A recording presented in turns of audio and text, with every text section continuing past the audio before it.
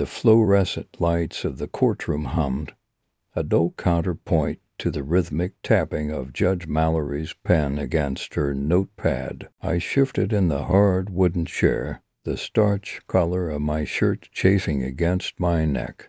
My hand, gnarled with age, tightened around the smooth head of my cane. This place, this sterile arena of legalese and hushed whispers, was not where I envisioned spending my twilight years. Yet here I was, Edward Thompson, 82 years old, embroiled in a legal battle against my own family. Mr. Thompson, Judge Mallory addressed me, her voice crisp and clear. Are you ready to proceed? Yes, Your Honor, I replied, my voice a low rumble. I cleared my throat, the dryness a constant companion these days. I could feel Melissa's eyes on me, sharp and assessing, from across the aisle, my daughter-in-law, or perhaps, more accurately, my adversary. Beside her sat my son, Robert, his gaze fixed on the polished surface of the table before him. He wouldn't meet my eyes. A familiar pang of disappointment echoed within me. This whole ordeal, this unpleasantness, began at Robert's 50th birthday party, a supposedly joyous occasion that had curdled into something bitter. I remember the way Melissa had flitted around the room, her laughter echoing a little too shrilly, her hand resting little too possessively on Robert's arm. I remember the casual cruelty in her voice as she spoke to a group of guests, not realizing I was within earshot. The old man's practically a ghost, she'd said, her tone laced with disdain. Barely knows his own name half the time, just takes up space. Really, the house isn't just bricks and mortar. It's a legacy, and she wanted to strip me of mine. The words, though meant to be whispered, had struck me like a physical blow. A forgotten pie symbolizes a forgotten father, I thought bitterly, remembering the apple pie Eleanor and I used to make every Thanksgiving. It was my favorite, a tradition she'd carried on even after. Now Melissa, in her infinite wisdom, had declared store-bought pastries more efficient. Another small erasure, another chip at the foundation of what I held dear. The casual dismissal, the thinly veiled contempt, had ignited a slow-burning fire within me. A quiet defiance against a family's betrayal. I wouldn't rage, I wouldn't shout, I would simply act. I had spent my life building, creating, providing. I wouldn't let it be dismantled piece by someone who saw me as nothing more than an obstacle. Mr. Thompson, Judge Mallory's voice cut through my memories. Your counsel has filed the motion to contest the sale of your property. Can you explain the basis of your claim? I adjusted my glasses, my gaze sweeping across the courtroom. Your Honor, I began, my voice gaining strength. This isn't just about a house. It's about a home, a legacy. I paused, letting the weight of the words settle in the air. This house has been in my family for 3 generations. It's where I raised my son, where my wife, where Eleanor and I built our lives. Melissa shifted uncomfortably in her seat. I saw a flicker of annoyance cross Robert's face before he quickly schooled his features into a neutral expression. He knew the history. He knew what this house meant to me. And yet Mr. Thompson, Melissa's lawyer, a slick, sharp-suited man named Mr. Caldwell, rose to his feet. While we understand your sentimental attachment to the property, your son and his wife have made it clear that they intend to sell. They are your legal heirs, and as such, I interrupted, my voice sharper than I intended. They believe they have the right to dispose of my home, without my consent, without even the courtesy of a proper discussion. I leaned forward, gripping my cane tightly. "Mr. Caldwell, are you aware that the deed to this property is solely in my name?" Caldwell's smooth facade faltered for a moment. "Yes, Mr. Thompson, but we contend that you contend." I cut him off again, enjoying the momentary disarray in his carefully crafted argument. "That filial piety extends only so far as it benefits the children. Is that it?" A ripple of murmurs went through the courtroom. Judge Mallory tapped her gavel lightly. "Order, order." She turned to me. "Mr. Thompson, please let Mr. Caldwell finish his statement." I inclined my head slightly. "My apologies, Your Honor." Caldwell cleared his throat, regaining his composure. "Mr. Thompson, your son and his wife are simply trying to simplify your life. Downsizing is a common practice for individuals of your advanced age. They believe a smaller, more manageable living situation would be more suitable. I repeated the word, letting the irony drip from my tone. "Suitable for whom, Mr. Caldwell?" "Suitable for them. Perhaps so they can quickly liquidate the asset, then line their own pockets." I paused, letting the accusation hang in the air.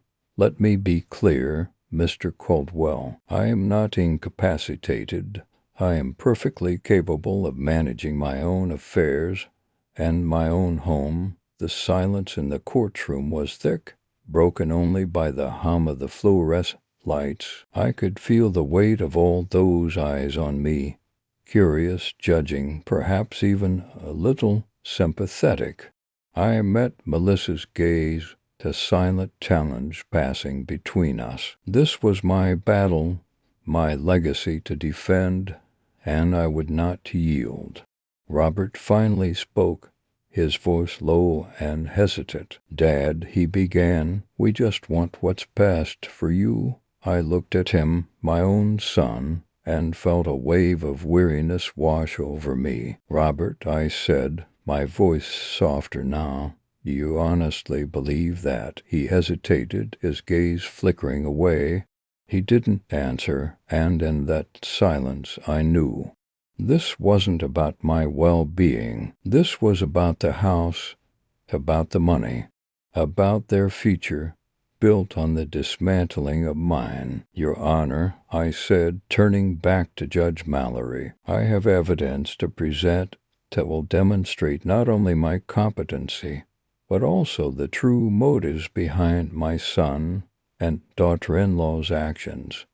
This was my play. The quiet war of wills had begun, and I had just played my first card. The air in the courtroom crackled with anticipation. This quiet revenge, this reclaiming of my power without raising my voice, was just beginning. The judge nodded. "Very well, Mr. Thompson. We will reconvene tomorrow morning at 9 o'clock to hear your evidence." As the gavel fell, signaling the end of the day's proceedings, I rose slowly, leaning heavily on my cane. I felt a sense of not triumph, not yet, but a quiet resolve. This fight was far from over, but I was ready.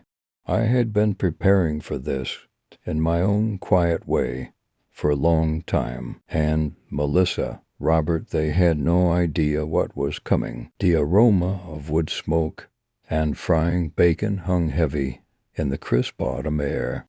I was 10, maybe 11, small for my age, perpetually shadowed by my older brother, George. He was everything I wasn't.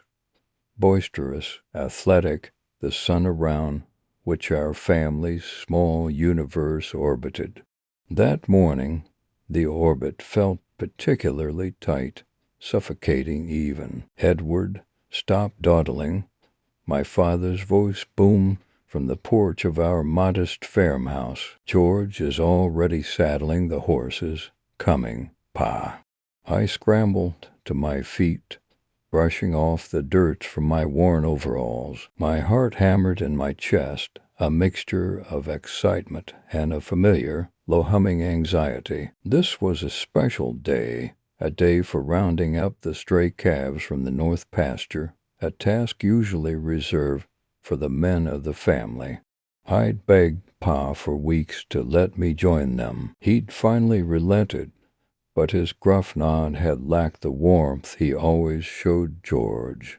"Don't you worry, Eddie," George had said with a patronizing pat on the back. "I'll look after you." The words, meant to be reassuring, stung. I didn't want looking after. I wanted to be seen, to be valued, to prove I could handle the rough and tumble of ranch life as well as my brother. The memory of the ride to the north pasture is a blur of jostling movement and strained laughter. George, perched confidently on his chestnut mare, Bess, led the way, effortlessly navigating the rugged terrain. I, on the other hand, struggled to control my skittish pony, Patches, her sides slick with nervous sweat.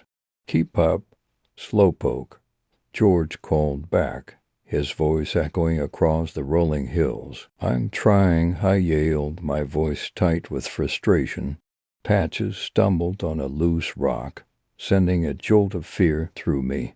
I gripped the reins tighter, my knuckles white. Finally, we reached the north pasture, a vast expanse of golden grassland dotted with scrub oak and cedar trees. The calves, a motley crew of brown and white, were clustered near a watering hole, their tails swishing lazily. The real work began then, the herding, the chasing, the adrenaline rush of cutting a stray calf from the herd. George, naturally, took the lead, his whoops and hollers filling the air. He was in his element, a natural horseman, commanding Bess with effortless grace. I tried to emulate him, but Patches remained stubbornly unresponsive, resisting my every command. "Easy, girl," I murmured, trying to soothe her, but my voice was lost in the wind. The calves scattered, their hooves drumming against the hard earth. "Edward, what are you doing?" My father's voice, sharp and disapproving, cut through the commotion. "You're letting them get away. Patches won't listen." I mumbled, my cheeks burning with shame. "Nonsense." He rode closer, his brow furrowed in annoyance. "Give me those reins." I reluctantly handed them over, my heart sinking. He took control of Patches, his grip firm and assured. In moments he had her moving in perfect obedience, herding the calves with practiced ease. "See," he said, a hint of triumph in his voice, "it's all in the wrist." I bit back a retort, my throat thick with inch tears. It wasn't just the wrist, it was the confidence, the inherent authority that seemed to emanate from him, an authority that I desperately craved but could never seem to grasp. As the afternoon wore on, the calves were successfully rounded up and driven back towards the ranch. George, flushed with success, rode beside Pa, their voices mingling in easy conversation. I trailed behind, feeling like an outsider, an unwelcome appendage. Back at the ranch, Ma had prepared a celebratory feast: fried chicken, mashed potatoes, and a freshly baked apple pie, still warm from the oven. The aroma filled the kitchen, mingling with the comforting scent of wood smoke from the fireplace. We gathered around the table, the lamplight casting a warm glow over our faces. Pa, still energized from the day's work, recounted the events of the roundup, his voice filled with pride.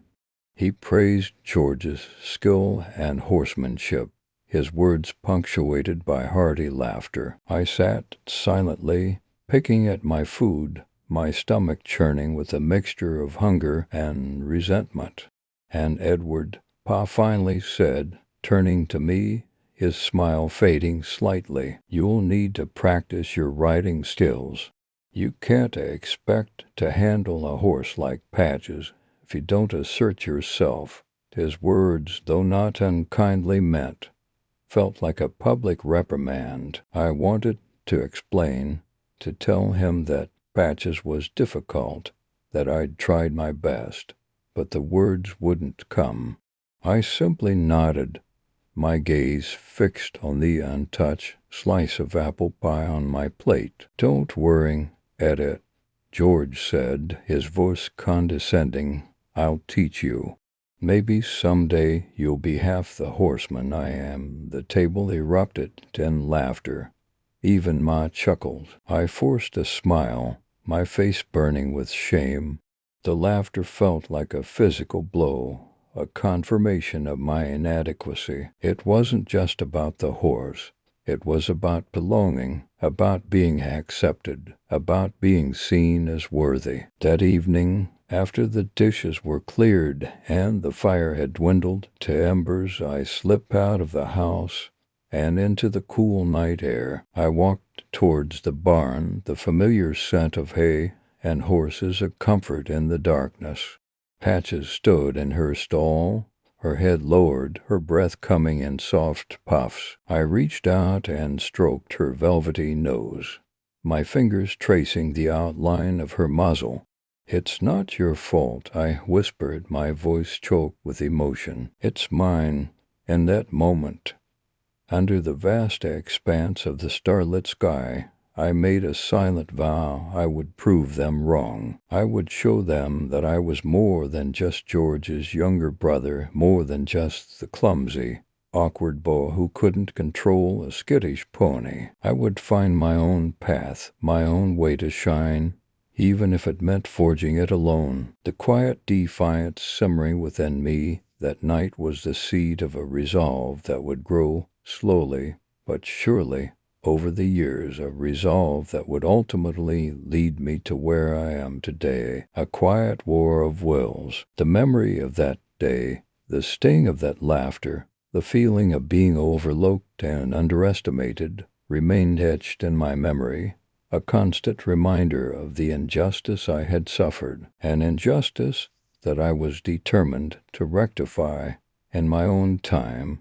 in my own way. And the house wasn't just bricks and mortar. It was a legacy, a symbol of everything I had worked for, everything they had tried to take from me. I wouldn't let them have it. Not now.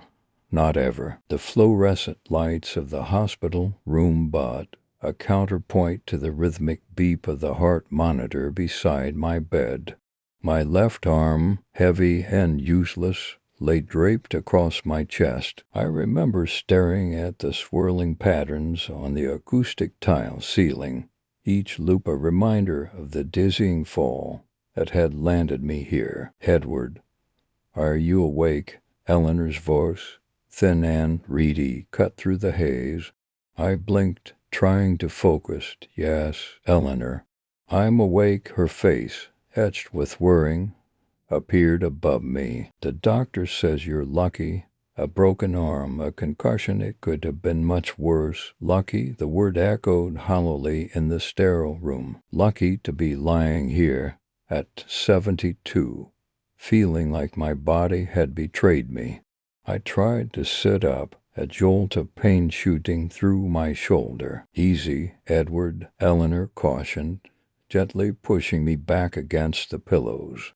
"You need to rest, as if rest could erase the humiliation, the feeling of helplessness." I closed my eyes, the scene replaying in my mind. The annual Thompson family picnic, a tradition I had cherished. That year it was held at Robert and Melissa's sprawling new house, a stark contrast to the modest home Eleanor and I had shared for decades. The lawn was immaculate, the catering lavish. Everything screamed success, a success that felt alien to me. I had been standing near the barbecue, trying to engage Robert in conversation about his work. He kept glancing over my shoulder, his attention flitting away like a restless bird.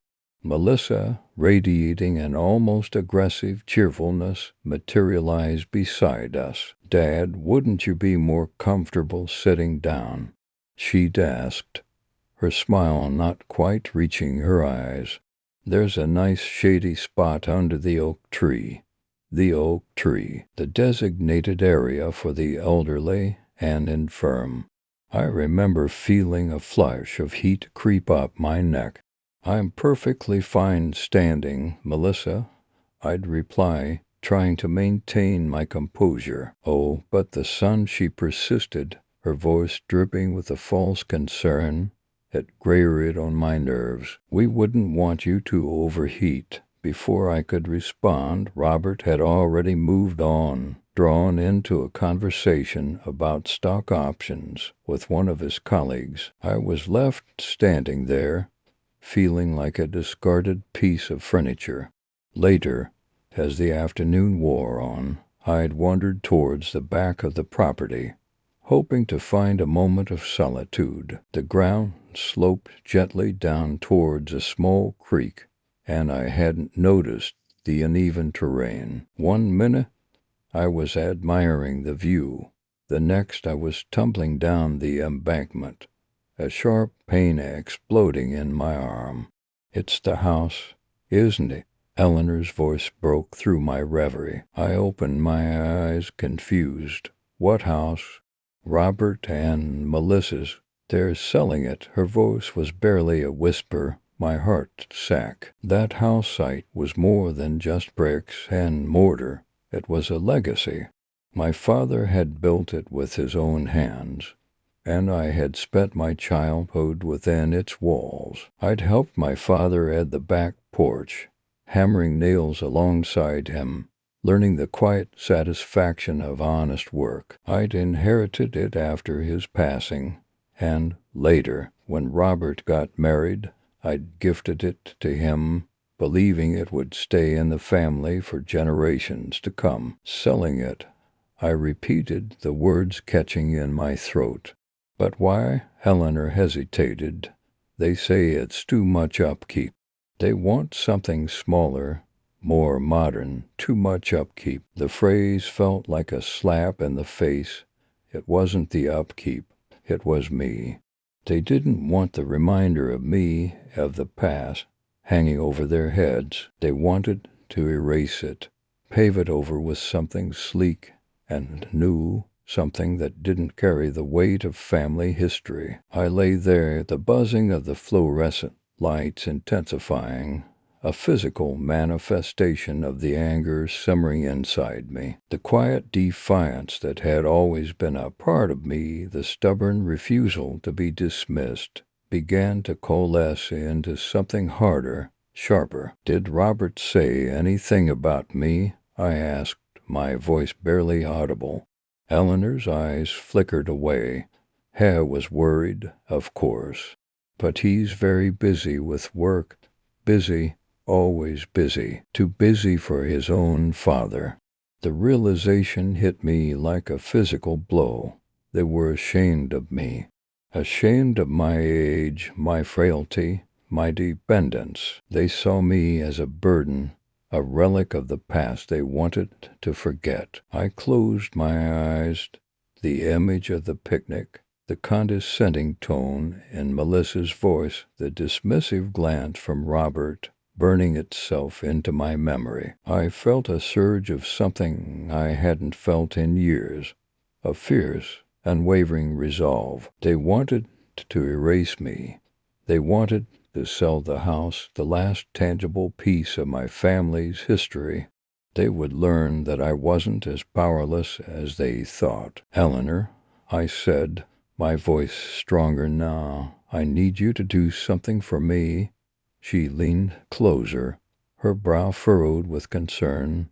"Anything, Edward. I need you to bring me my briefcase, the one from the study, and my address book."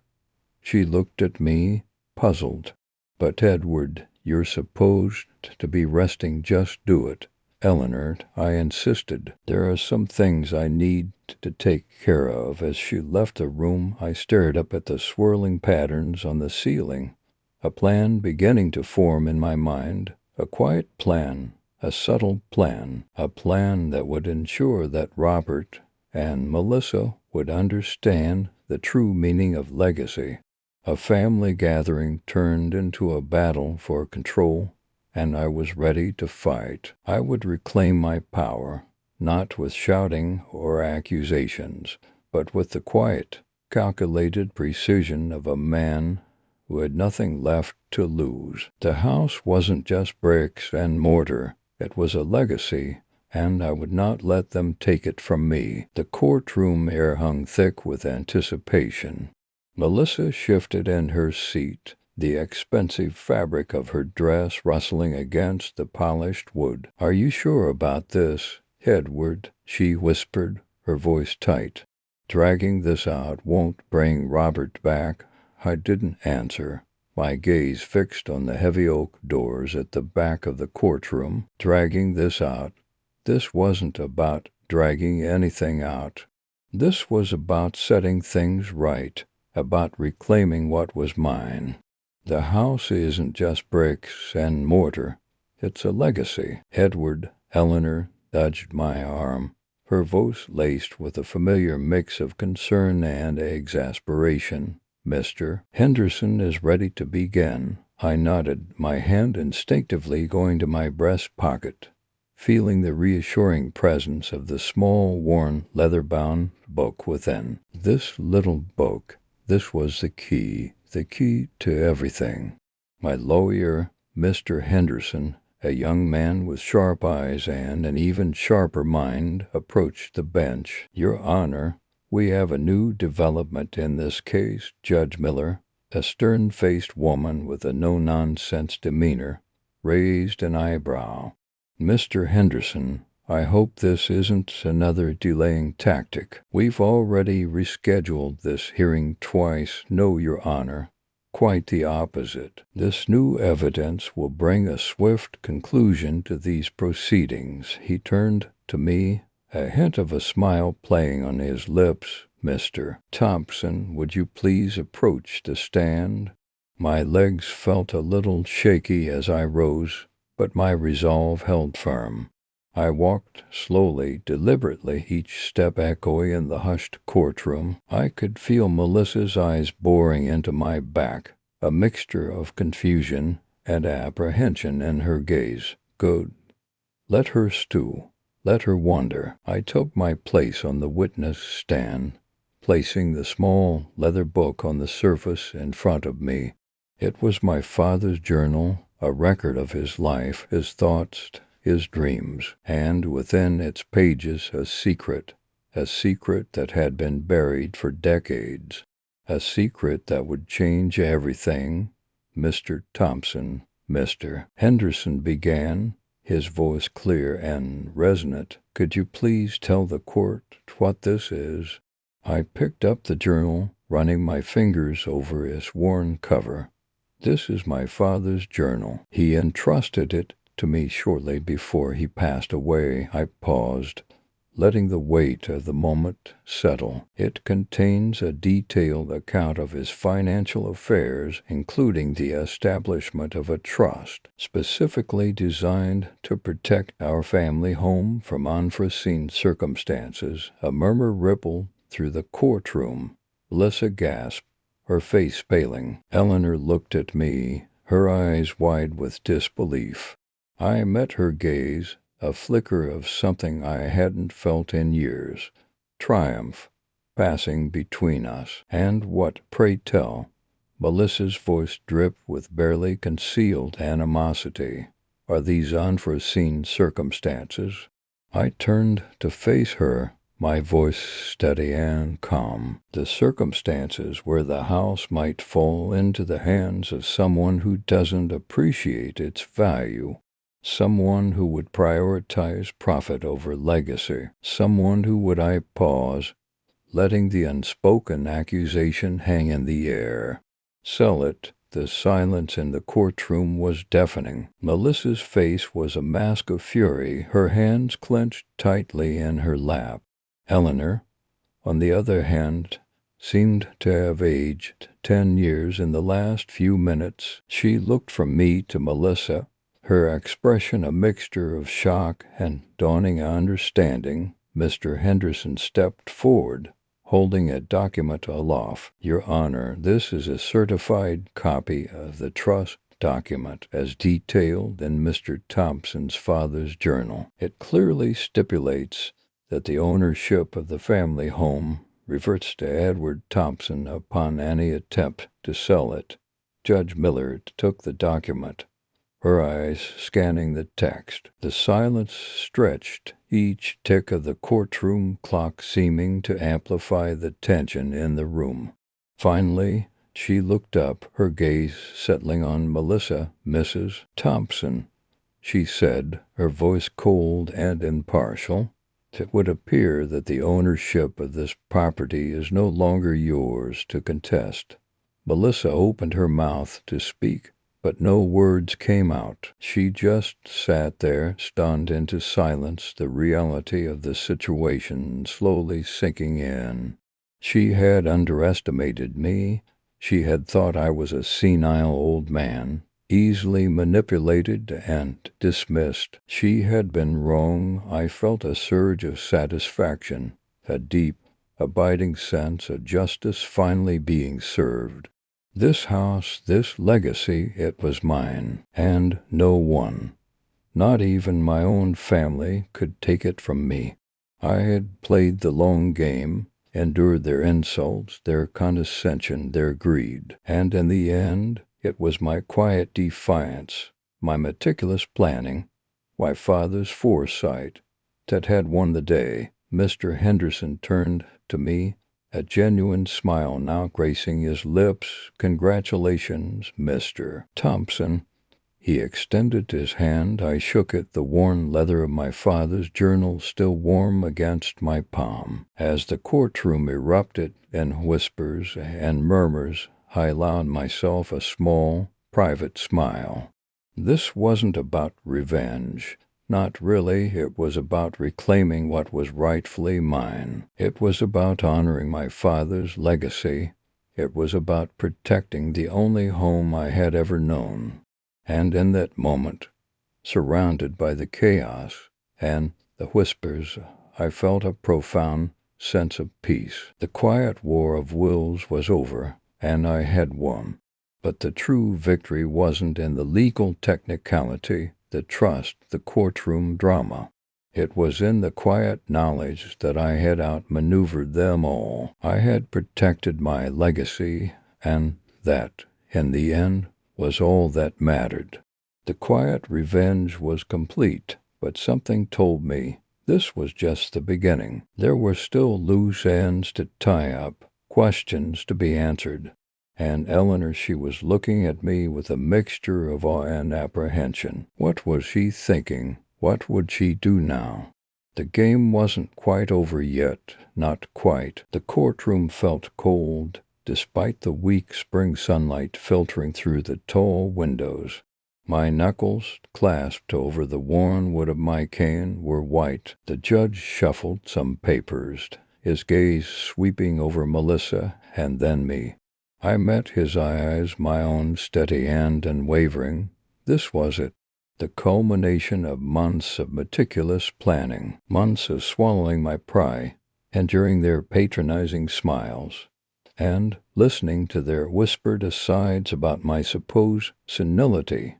Mr. Thompson, the judge began, his voice echoing in the hushed room. Before I deliver my verdict, I'd like to address both parties. He paused, looking from Melissa to me again. This case has been unusual. A contested will, a disputed property transfer, allegations of undue influence. Melissa shifted beside her lawyer, a flicker of unease in her eyes. Good.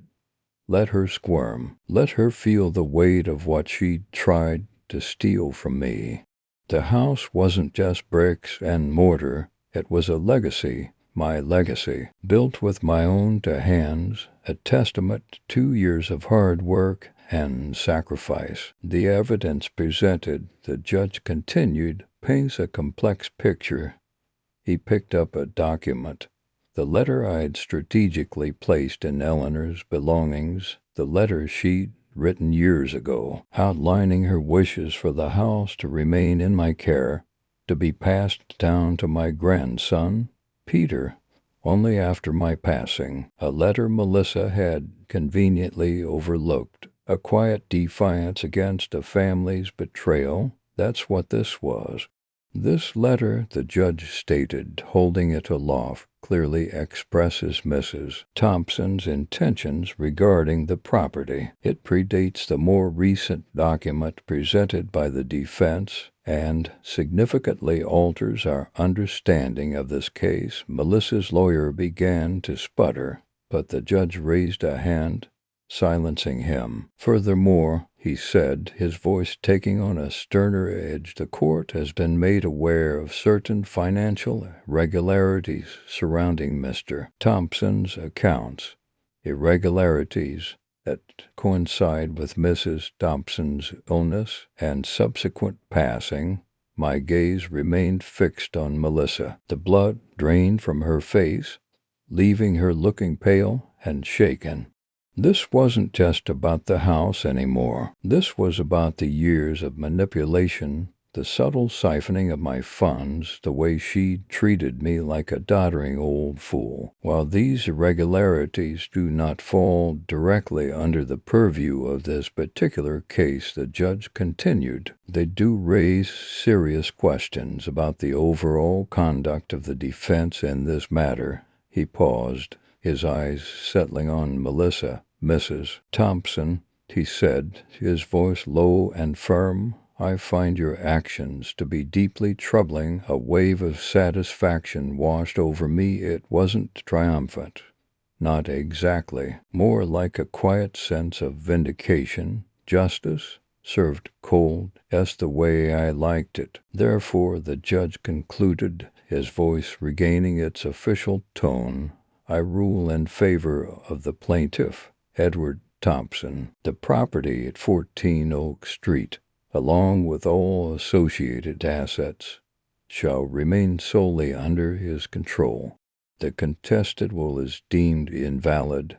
Case dismissed. The gavel fell with a resounding crack. The sound echoed in the sudden silence of the courtroom. I allowed myself a small, almost imperceptible smile. Melissa's lawyer rushed over to her, whispering urgently. She shook her head, her face a mask of disbelief and anger. She glanced at me, her eyes filled with a mixture of hatred and fear. Good. Let her fear me. Let her understand the consequences of her actions. I slowly rose, leaning heavily on my cane. My legs were stiff, but my spirit felt strangely light. It was over. I had won. I had protected my legacy. As I walked out of the courtroom, I saw Peter waiting for me, his young face etched with worrying. He rushed over, his eyes searching mine. Grandpa, he said, his voice trembling slightly. What happened? Did we win? I placed a hand on his shoulder, squeezing gently. We did, Peter, I said, my voice rough with emotion. We won. He let out a breath he'd clearly been holding. A smile spread across his face, a genuine, untainted smile, the kind I hadn't seen from him in a long time. It warmed me more than I could say. The house is safe, Peter, I told him. It's ours. And one day it will be yours. He looked at me, his eyes filled with gratitude and respect. Thank you, Grandpa, he said. Thank you for everything. You're welcome, son, I replied. You're welcome. We walked out of the courthouse and into the sunlight. The air felt fresh and clean. The world seemed brighter. Somehow the weight I'd been carrying for so long, the burden of their betrayal, had finally lifted. I had faced them down, outsmarted them, and reclaimed what was rightfully mine.